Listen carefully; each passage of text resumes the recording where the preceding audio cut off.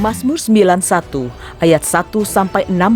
Dalam lindungan Allah, orang yang duduk dalam lindungan yang maha tinggi dan bermalam dalam naungan yang maha kuasa akan berkata kepada Tuhan, tempat perlindunganku dan kubu pertahananku, Allahku yang kupercayai. Sungguh, dialah yang akan melepaskan engkau dari jerat penangkap burung, dari penyakit sampar yang busuk.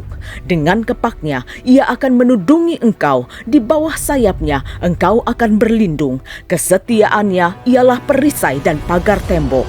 Engkau tak usah takut terhadap kedahsyatan malam, terhadap panah yang terbang di waktu siang, terhadap penyakit sampar yang berjalan di dalam gelap, terhadap penyakit menular yang mengamuk di waktu petang.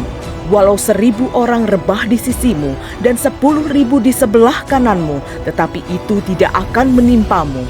Engkau hanya menontonnya dengan matamu sendiri dan melihat pembalasan terhadap orang-orang fasik. Sebab Tuhan ialah tempat perlindunganmu, yang maha tinggi telah kau buat tempat perteduhanmu. Malapetaka tidak akan menimpa kamu, dan tulah tidak akan mendekat kepada kemahmu. Sebab malaikat-malaikatnya akan diperintahkannya kepadamu untuk menjaga engkau di segala jalanmu. Mereka akan menatang engkau di atas tangannya, supaya kakimu jangan terantuk kepada batu. Singa dan ular tedung akan kau langkahi. Engkau akan menginjak anak singa dan ular naga. Sungguh hatinya melekat kepadaku, maka aku akan meluputkannya. Aku akan membentenginya, sebab ia mengenal namaku. Bila ia berseru kepadaku, aku akan menjawab.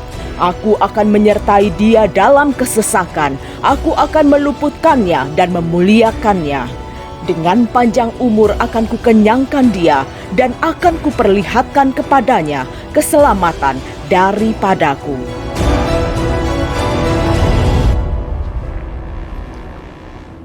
Shalom semua. Kegerakan Pentakosta adalah kegerakan yang unik. Mengapa unik? Pernahkah saudara terbayang satu gerakan rohani yang dalam tempo 1 abad telah menyebar sampai ke 27% kekristenan yang ada?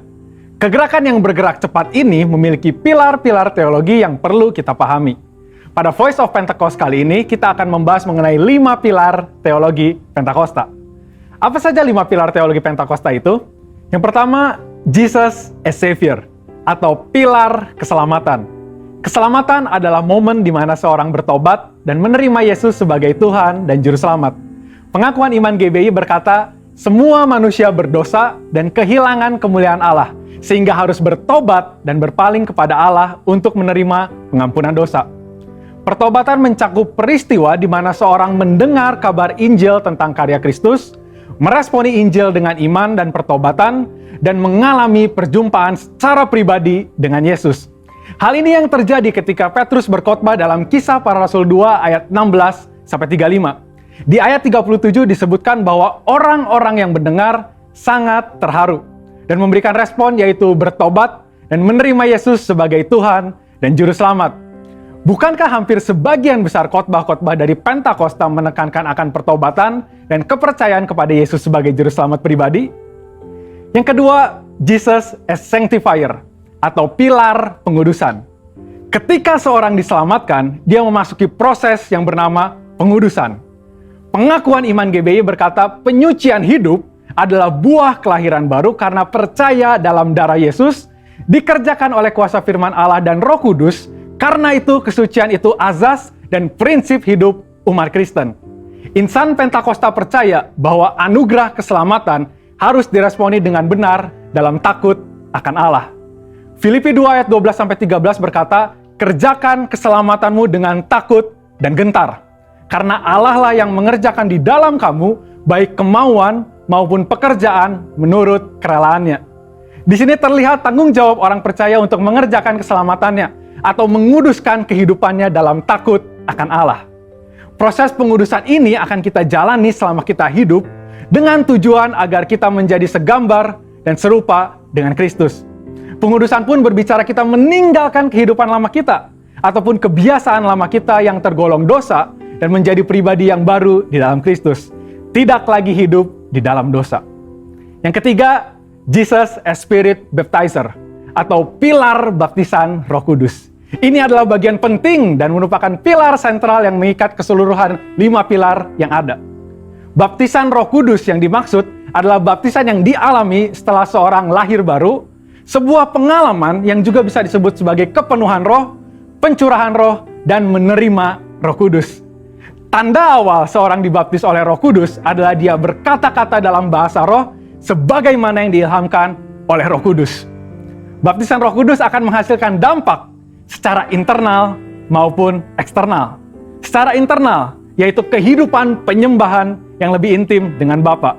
Karena menurut 1 Korintus 14 ayat 2, disebutkan bahwa orang yang menyembah dalam roh adalah mereka yang berkata-kata secara rahasia kepada Bapa.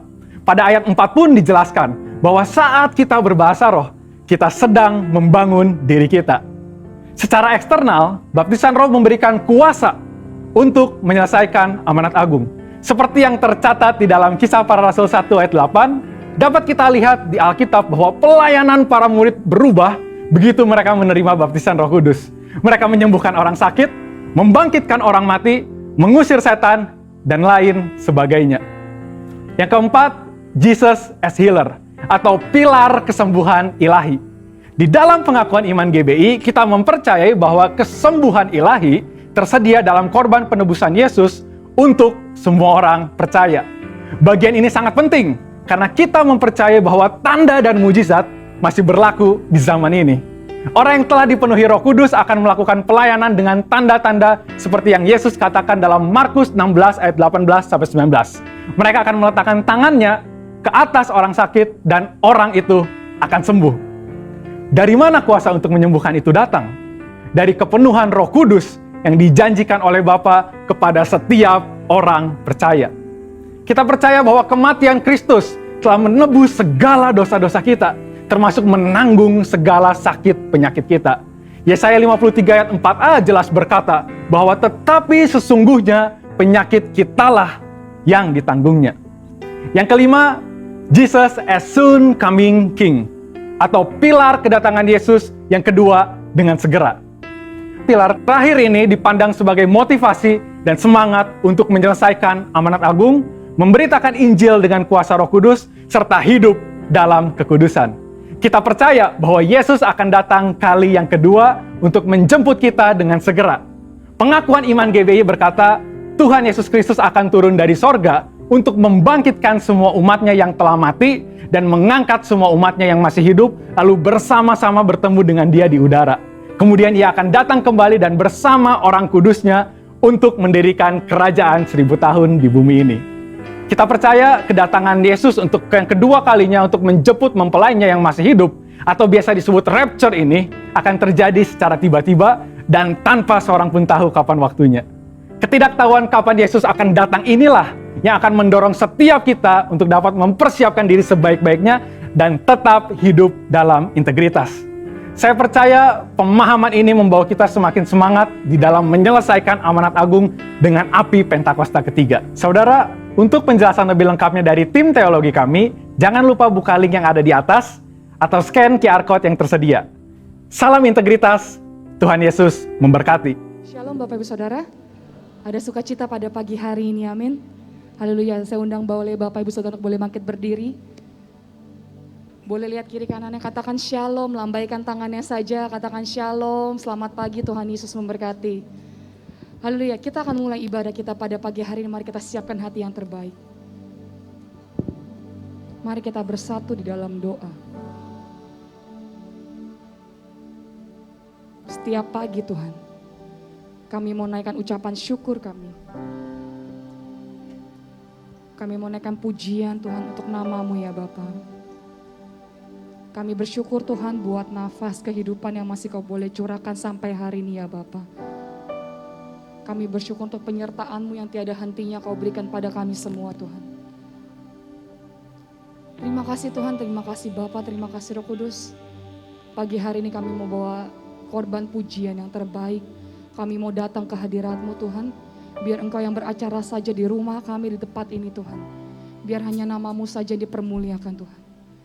Terima kasih Bapa, terima kasih Bapa. Kami mau katakan Kau Allah kami yang baik. Kami mau katakan untuk semua yang boleh terjadi, kami mau tetap mengatakan semua baik Tuhan. Kami mau serahkan seluruhnya ke dalam tangan-Mu ya Bapa. Makasih Tuhan, terima kasih Tuhan. Dalam nama Tuhan Yesus kami berdoa dan mengucap syukur. Amin. Silakan duduk kembali Bapak Ibu Saudara.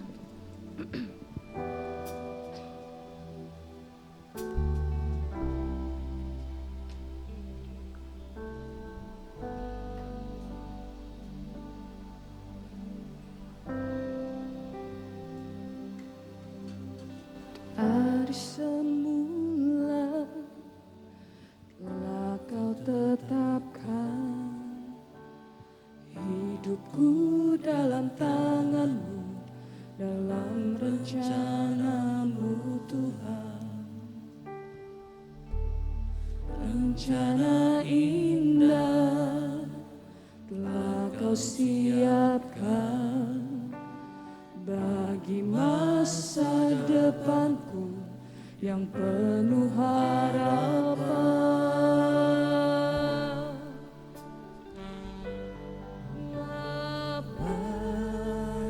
Semua baik apa yang telah Kau perbuat di dalam hidupku. Semua baik, sungguh teramat baik. Kau jadikan hidupku berarti. Mari dengan kerendahan-Mu katakan, dari semula Tuhan. Dari semula Kau tetapkan dalam tangan-Mu, dalam rencana-Mu Tuhan.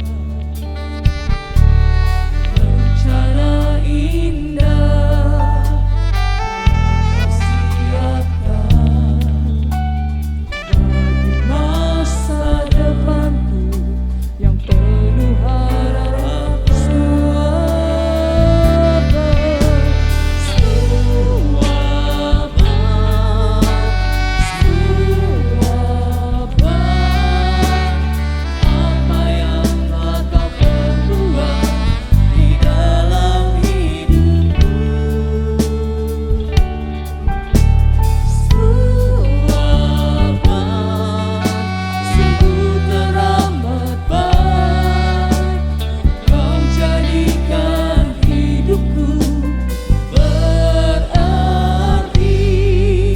Lebih sungguh-sungguh katakan pujian dari awal, dari semula ya Tuhan.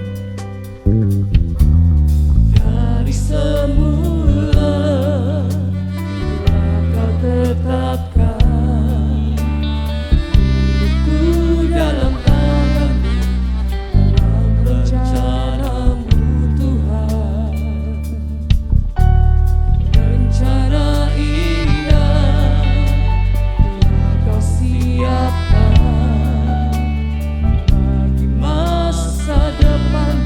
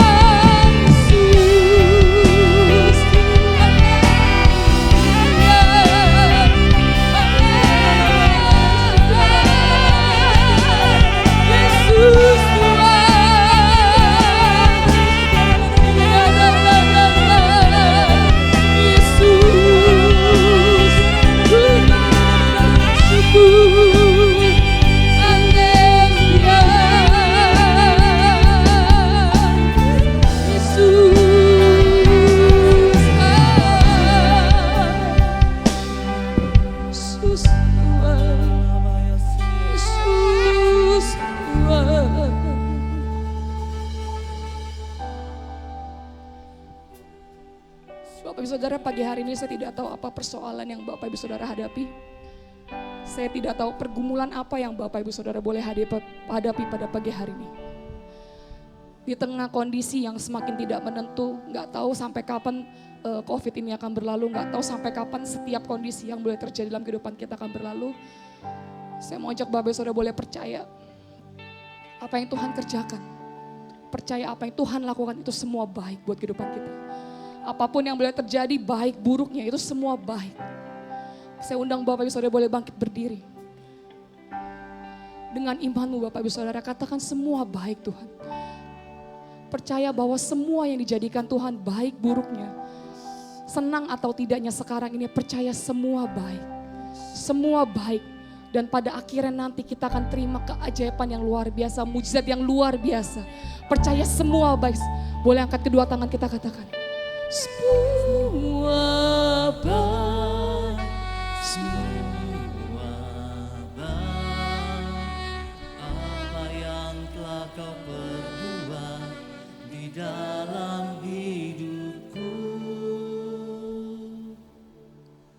Semua baik, sungguh teramat baik. Kau jadikan hidupku berarti. Semua baik, semua baik, semua baik. Apa yang Yesus perbuat di dalam hidup kami ya Tuhan. Semua baik, sungguh teramat baik. Kau jadikan hidupku berarti. Beri kemuliaan buat nama Tuhan, katakan haleluya. Semua baik, semua baik. Apa yang telah kau perbuat di dalam hidupku. Semua baik, sungguh teramat baik. Kau jadikan hidupku berarti. Kau jadikan hidupku berarti. Kau jadikan hidupku berarti. Haleluya, haleluya, haleluya, haleluya. Yesus Tuhan, Yesus Tuhan. Semua baik Tuhan. Kami mau taruh hidup kami, masa depan kami seluruhnya ke dalam tangan-Mu Tuhan. Allah yang memberkati, Allah yang mengurapi Tuhan. Kami siap bersorak-sorai buat nama-Mu Tuhan, di dalam nama Tuhan Yesus. Setiap kita yang percaya sama-sama katakan amin. Shalom Bapak Ibu Saudara. Shalom. Ada sukacita pada pagi hari ini, amin. Siapa yang percaya kita lebih dari pemenang? Haleluya.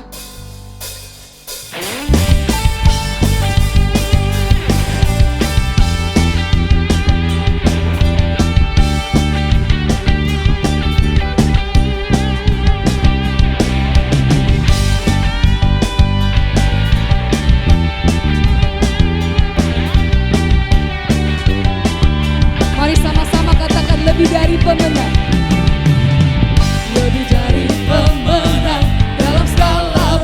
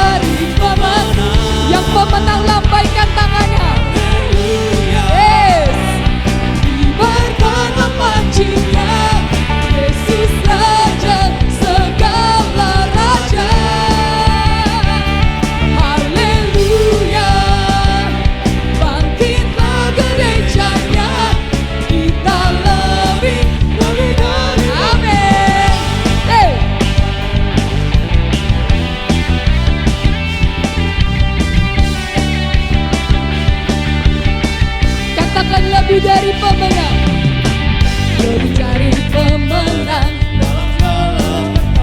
Yes. Iblis telah dikalahkan oleh kuasa darahnya. Jika Allah di pihak kita, siapa dapat melawan? Kita lebih dari pemenang. Haleluya. Kibarkanlah pancinya, Yesus Raja segala raja. Haleluya. Bangkitlah gerejanya, kita lebih dari pemenang. Yang lebih dari pemenang, saya mau dengar sorak-sorak yang katakan wuuu. Hey. Katakan kita lebih dari pemenang. Kita lebih dari pemenang. Kita lebih. Katakan saya lebih dari pemenang. Katakan kamu lebih dari pemenang. Katakan kita lebih dari pemenang. Jika Allah di pihak kita, yes, kita yang lebih dari pemenang. Boleh sorak-soraknya. Haleluya. Kibarkanlah pancinya, Yesus Raja segala raja. Haleluya. Bangkitlah gerejanya, kita lebih dari pemenang. Kita lebih dari pemenang. Kita lebih dari pemenang. Sekali lagi katakan kita lebih dari pemenang. Haleluya. Yes. Masih antusias Bapak Ibu Saudara? Amin.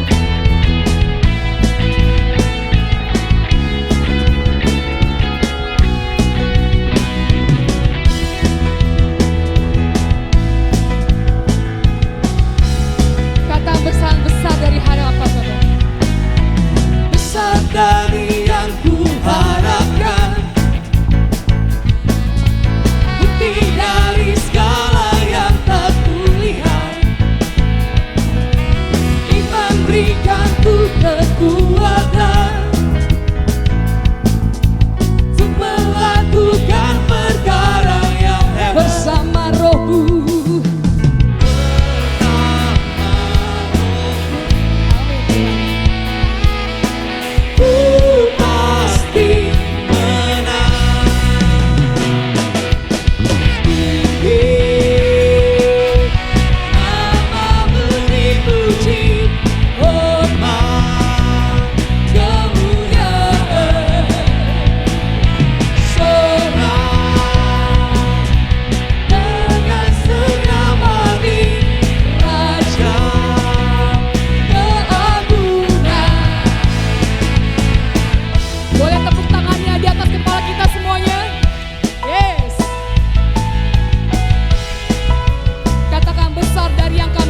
Tuhan,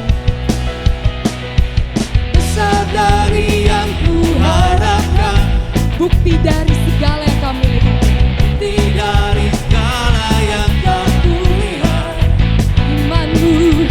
Iman berikanku kekuatan membuktikan untuk melakukan perkara yang hebat. Sama-sama angkat tangan kita katakan bersama kami pasti menang. Ku pasti menang. Tinggi namamu dipuji, hormat kemuliaan. Sorak dengan senang hati, Raja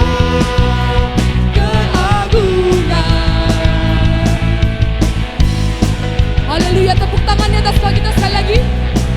Yes.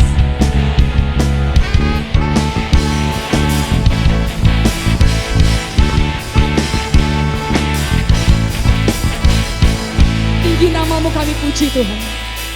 Tinggi namamu dipuji, hormat kemuliaan serah dengan segenap hati, Raja keagungan. Tinggi namamu dipuji, hormat kemuliaan serah dengan segenap hati, Raja keagungan. Raja keagungan, Raja keagungan, Raja keagungan, keagungan. Haleluya. Yes, haleluya.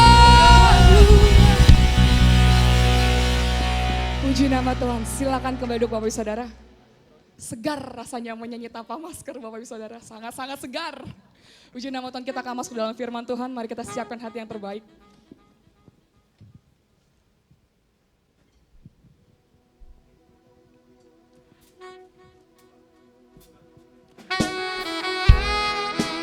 Kasih Tuhan, terima kasih Tuhan, terima kasih.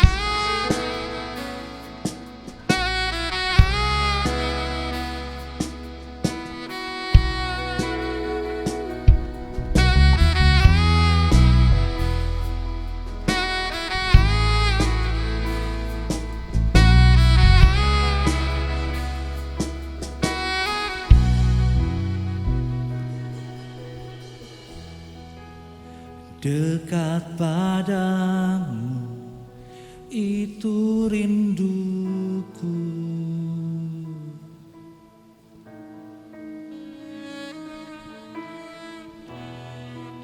setiap kataku kau pun menunggu.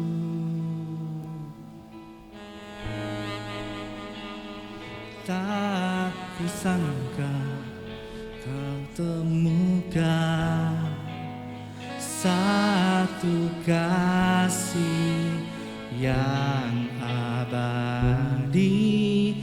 Kini ku datang dan ku bawa hidupku,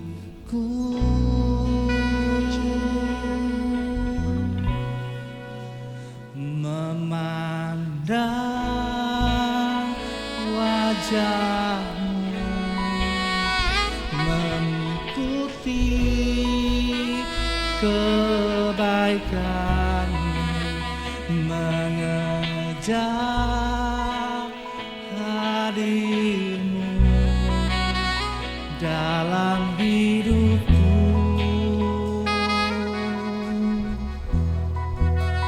membawa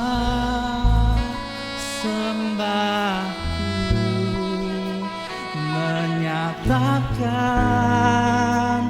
kebesaranmu, mengejar hadirmu dalam hidupku. Mari sama-sama kita akan naikkan pujian dari dekat padamu itu kerinduannya itu.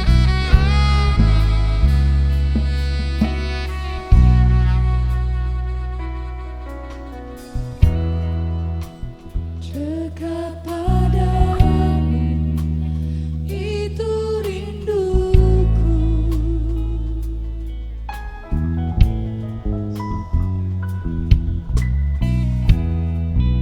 setiap kataku kau pun menunggu.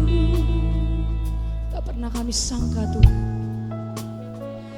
Tak kusangka ku temukan satu kasih yang abadi. Kini ku datang dan ku bawa hidupku,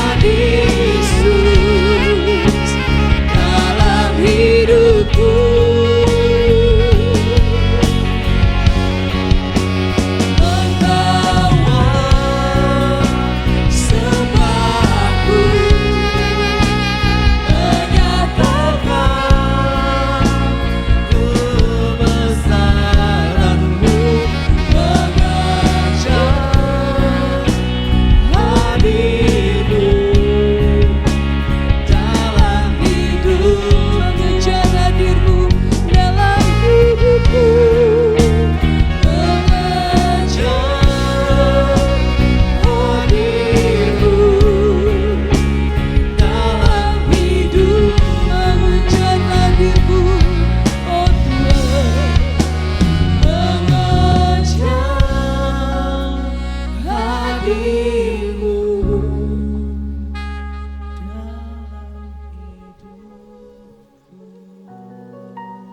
Saudara yang punya baby, baru melahirkan, lalu pengen penyerahan anak, saudara kita bisa lewat video call ya. Kalau saudara anaknya mau diserahkan, kita bisa lewat video call. Saya akan mendoakan saudara ya. Jadi saudara nggak perlu bawa ke sini supaya kita bisa mengikuti protokol kesehatan dari pemerintah. Amin saudara.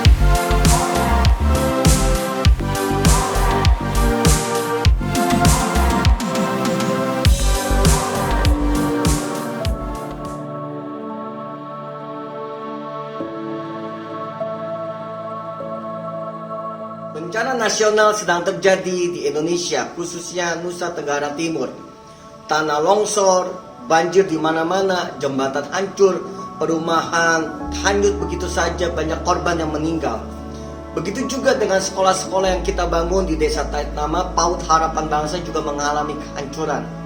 Bapak Ibu, mari bergabung berpartisipasi dengan saya bersama tim Rumah Junior, karena tanggal 10 April saya bersama tim Rumah Junior akan pergi ke NTT mengadakan bakti sosial dan pengobatan. Kita akan membeli paket-paket sembako untuk para korban, pengobatan dan alat-alat mandi, handuk, selimut dan lainnya. Kami tidak menerima barang saudara, tapi kami berharap Bapak Ibu bisa mentransfer dana Bapak Ibu di nomor rekening ini. Salam Peduli Indonesia.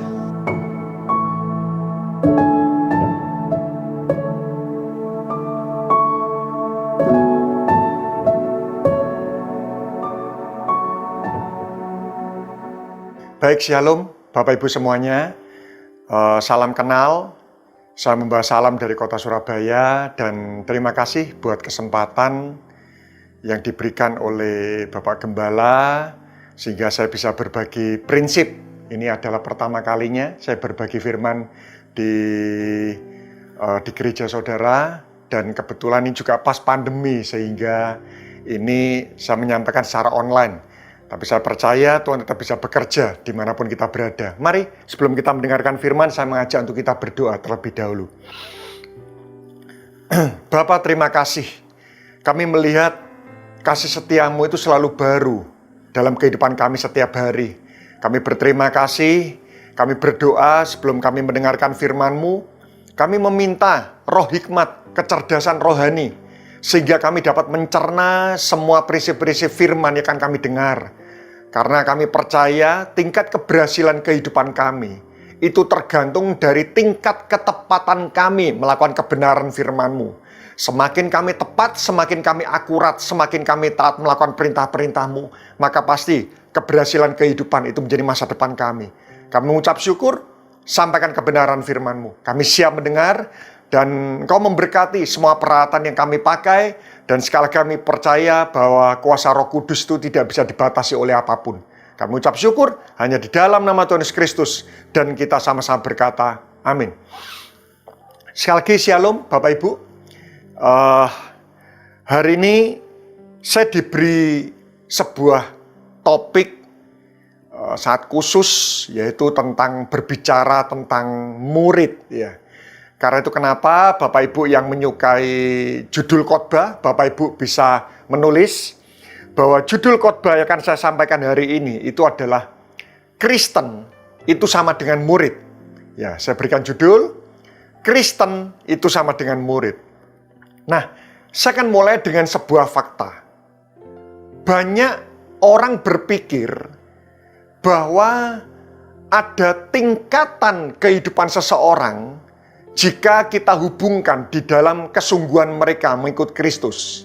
Ya, saya ulang lagi, ya, ada banyak orang itu berpikir, ya, ada banyak orang Kristen itu berpikir bahwa ada 3 tingkatan kehidupan seseorang berdasarkan keseriusan mereka mengikut Kristus. Ya, yang pertama, level pertama itu adalah unbeliever, yaitu orang yang belum percaya kepada Tuhan. Itu adalah tingkatan pertama.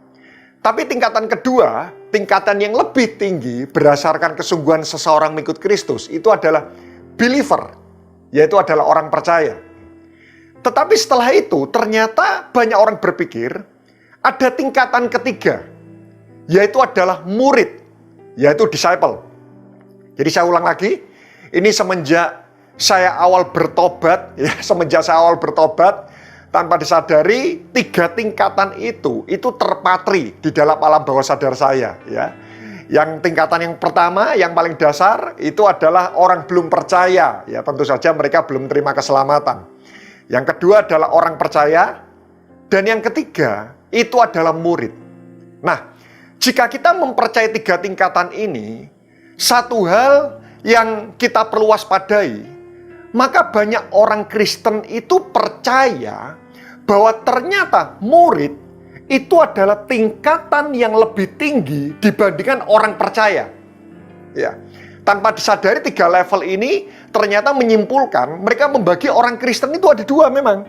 Yang pertama itu adalah orang percaya, ya, mereka percaya Tuhan sebagai juru selamat, tetapi hidupnya masih belum sungguh-sungguh dengan Tuhan. Tetapi kelompok yang kedua itu adalah murid, yaitu orang-orang yang sudah percaya Tuhan, tetapi mereka betul-betul memberikan hidupnya sungguh-sungguh untuk mengikuti Yesus. Sehingga kenapa saya mengatakan ada banyak orang berpikir bahwa murid itu adalah tingkatan yang lebih tinggi dibandingkan orang percaya. Nah, satu hal yang membahayakan, tanpa disadari, cara pandang seperti ini membuat mereka itu berpikir bahwa Tuhan itu mengizinkan bahwa ada orang-orang yang terbilang bukan kualitas murid, itu yang termasuk di dalam golongan orang percaya. Sekali lagi, yang membahayakan, maka ada banyak orang berpikir bahwa Tuhan itu mengizinkan ada kumpulan-kumpulan orang-orang Kristen yang tidak perlu punya kualitas murid. Karena kualitas murid itu dianggap mereka itu sebuah pilihan. Jadi setelah kita percaya Yesus sebagai Tuhan dan Juru Selamat, maka ada pilihan. Apakah kita ini mau sungguh-sungguh dengan Tuhan? Kalau kita mau sungguh-sungguh dengan Tuhan, kita mau radikal dengan Tuhan, maka kita masuk dalam golongan murid. Tapi kalau kita tidak mau sungguh-sungguh dengan Tuhan, itu tidak apa-apa. Nah, banyak orang berpikir seperti itu. Karena itu kenapa akhirnya kita menemukan ada banyak fakta di lapangan, ada orang-orang yang dulunya belum percaya Tuhan, lalu setelah percaya Tuhan, kenapa kehidupannya kok tidak betul-betul memunculkan buah-buah pertobatan? Kenapa tidak ada unsur keradikalan? Karena tidak menutup mata. Sekali lagi, karena mereka berpikir murid itu adalah tingkatan yang lebih tinggi dibandingkan orang percaya. Nah, hari ini saya akan mengawali, saya akan membukakan ayat-ayat, ya. Apakah betul Alkitab itu memang mengajarkan orang Kristen itu ada 2, ya.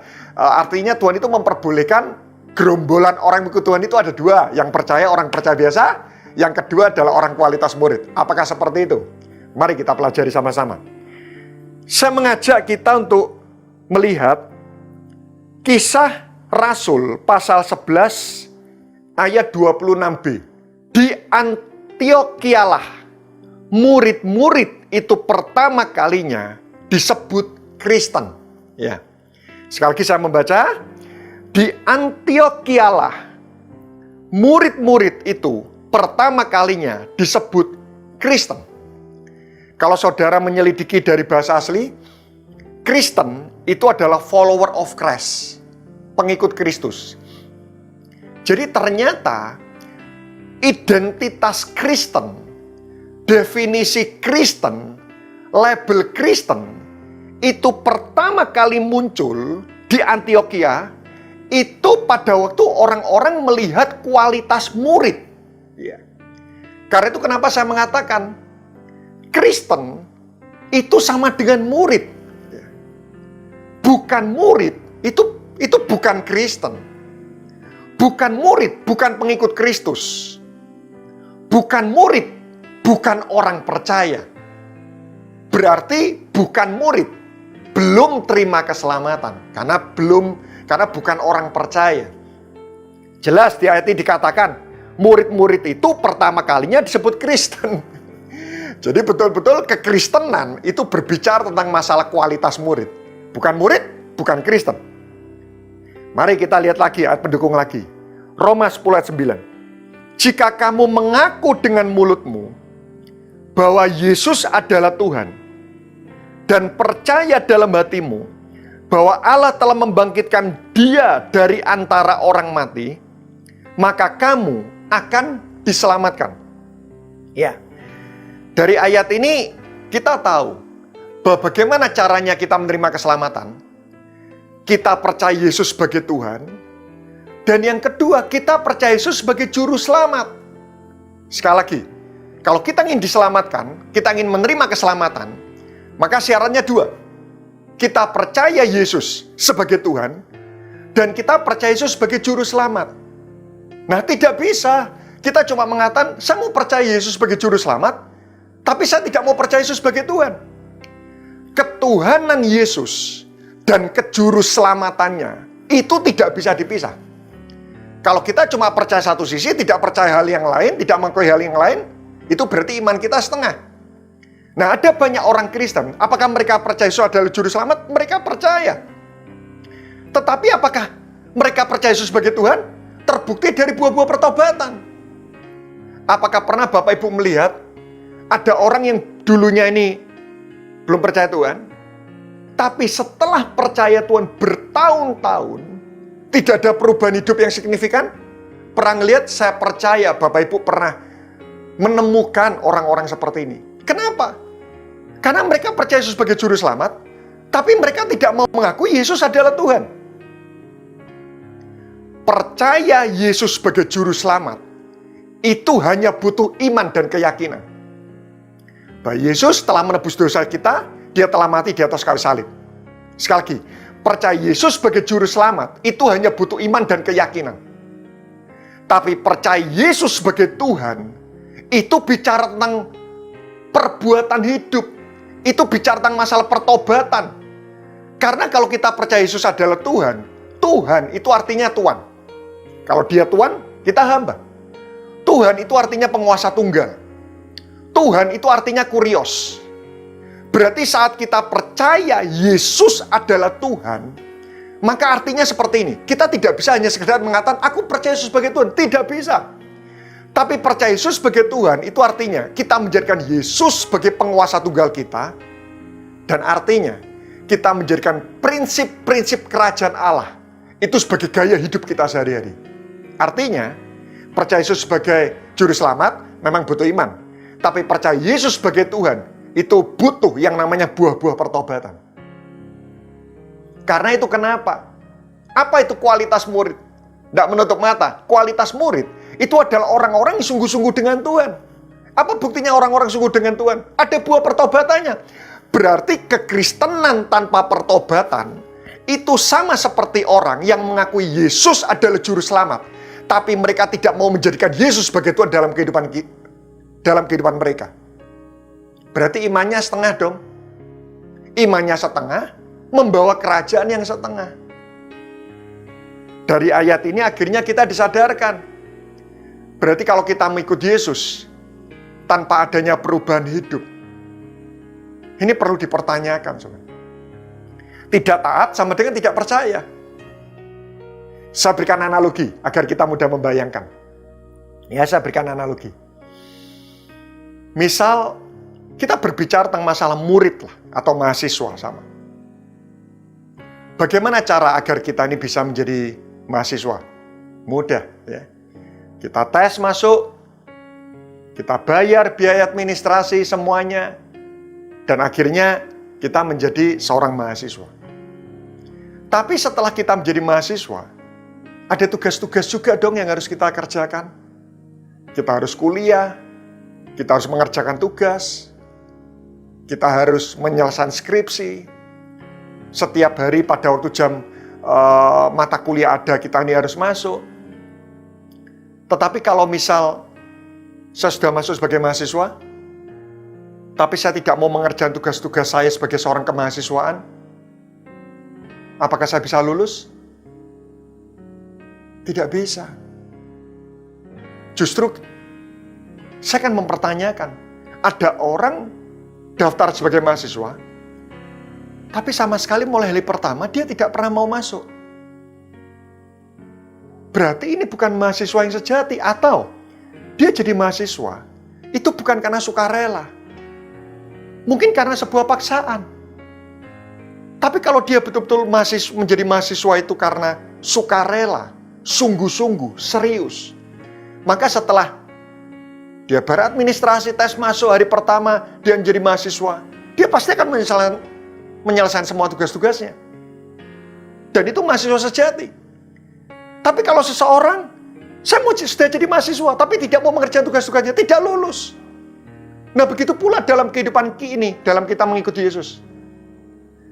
Percaya Yesus sebagai juru selamat, oke. Tapi buktikan, kalau kita percaya Yesus sebagai juru selamat adalah kita menjadikan Yesus sebagai Tuhan. Ada buah-buah pertobatan. Coba saya tunjukkan lagi ayat penguat terakhir. Matius 28 ayat 19-20. Ini adalah ayat yang sangat terkenal. Saya percaya Bapak Ibu sudah hafal semuanya. Ya. Tetapi sekali lagi saya angkat ayat ini untuk membuktikan bahwa Kristen itu sama dengan murid. Jika saya tidak mau menjadi orang-orang dalam golongan murid. Sebetulnya apa sih istilah murid itu? Di dalam istilah orang awam itu, murid itu adalah kelompok orang-orang yang sungguh-sungguh ikut Yesus. Siapa itu bukan murid? Kelompok orang-orang yang kelihatannya mereka mengikuti Yesus. Tapi sebenarnya di dalam hati mereka tidak sungguh-sungguh mempercayai hidup mereka kepada Yesus. Ya, saya berharap gereja GMCC ya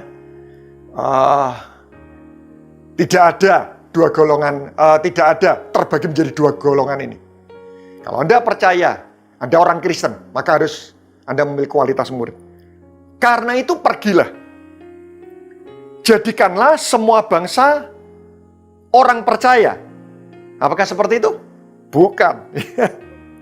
Alkitab tidak mengatakan karena itu pergilah, jadikan semua bangsa orang percaya, baptislah, ajarlah mereka, lalu mereka menjadi murid.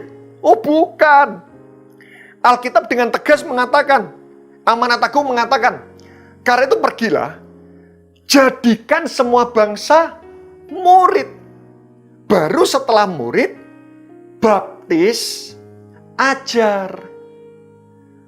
Kalau murid itu adalah level yang lebih tinggi dibandingkan orang percaya. Kalau murid itu adalah pilihan yang lebih lanjut ya. Pilihan lebih lanjut setelah kita percaya Yesus, lalu ada dua pilihan menjadi murid atau tidak. Kalau murid itu adalah level yang lebih tinggi, maka Alkitab mengatakan pergilah jadikan semua bangsa orang percaya, lalu baptis, setelah itu ajar, maka mereka jadi murid. Itu stereotip selama ini. Ternyata tidak. Ayat mengatakan, jadikan semua bangsa murid dulu. Berarti murid itu adalah titik awal dari kekristenan. Bahkan sebelum dibaptis, Alkitab mengatakan, jadikan murid dulu. Baru setelah itu dibaptis. Setelah itu diajar. Mereka melakukan segala sesuatu. Berarti betul, murid itu titik awal dari kekristenan. Bahkan kalau kita betul-betul mau mengacu dari ayat ini, sebelum orang dibaptis, dia harus memiliki mentalitas murid. Kalau dia belum memiliki mentalitas murid, tidak bisa dibaptis dulu. Karena hari ini banyak orang dibaptis karena sebuah prosedural, apalagi terutama untuk sebuah pernikahan, ya, akhirnya udahlah, ya sudah baptis, ya kenapa baptis? Ya saya percaya Yesus, tapi ditanya sungguh-sungguh, ya. Tapi kalau ditelusuri lebih lanjut, sebetulnya tidak, itu hanyalah sebuah untuk prosedural. Karena itu kenapa saya mengatakan, saudara. Sorry, bukan saya mengatakan. Firman Tuhan mengatakan, mentalitas murid dulu.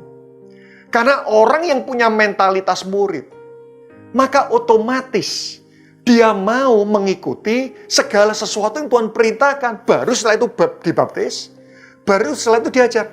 Pernah saudara mencoba mengajarkan sesuatu kepada seseorang yang mengatakan dirinya orang Kristen, tapi sulit sekali? Kenapa? Karena mereka tidak punya mentalitas murid. Karena itu kenapa Tuhan mengatakan jadikan murid dulu, setelah itu dibaptis, setelah itu baru diajar. Nah, dari 3 ayat itu, saudara bisa melihatlah.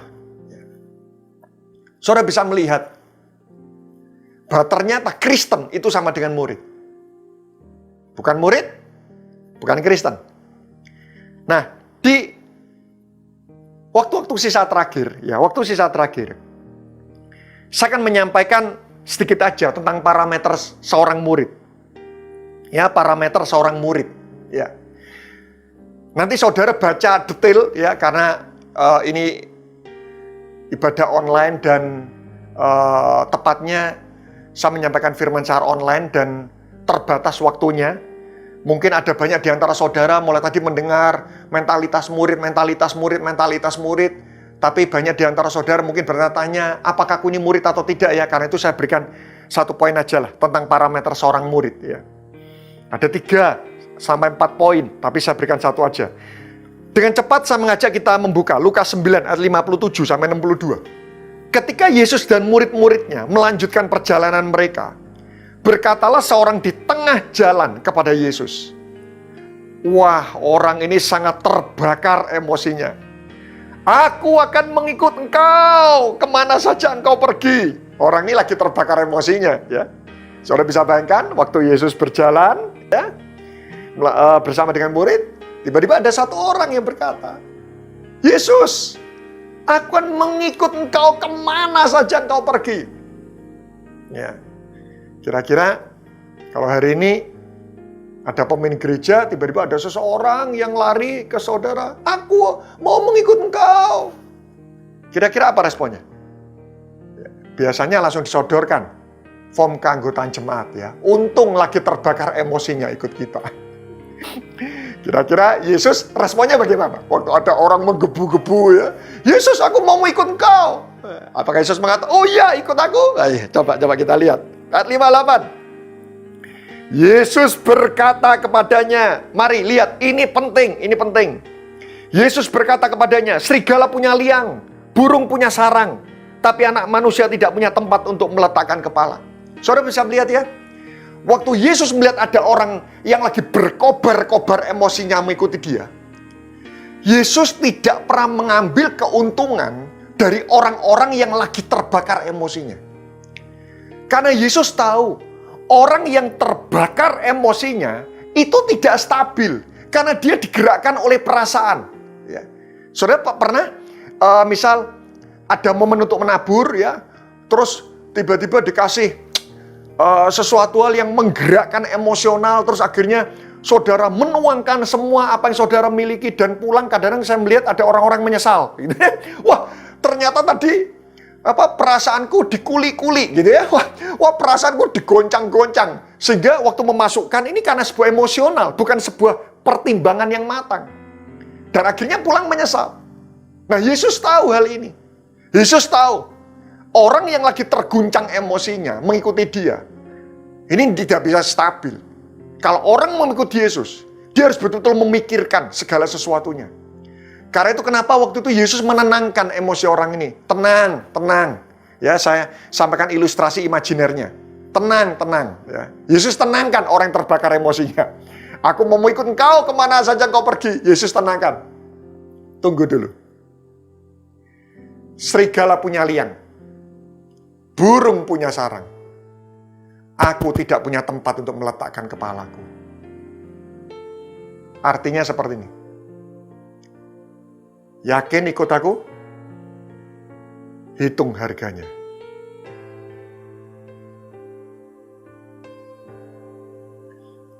Seolah-olah kalau mau menabur, yakin? Hitung dulu sebelum Anda menabur. Sehingga bukan karena sebuah guncangan emosional, tapi sebuah pertimbangan yang matang karena engkau sungguh-sungguh mengasihi Tuhan. Yesus tenangkan, hitung harganya. Saudara lihat ya, kenapa zaman dulu orang-orang ikut Yesus itu radikal semuanya. Zaman dulu, ikut Yesus, hitung harganya. Zaman saat ini, ikut Yesus, hitung keuntungannya. Itu yang membedakan.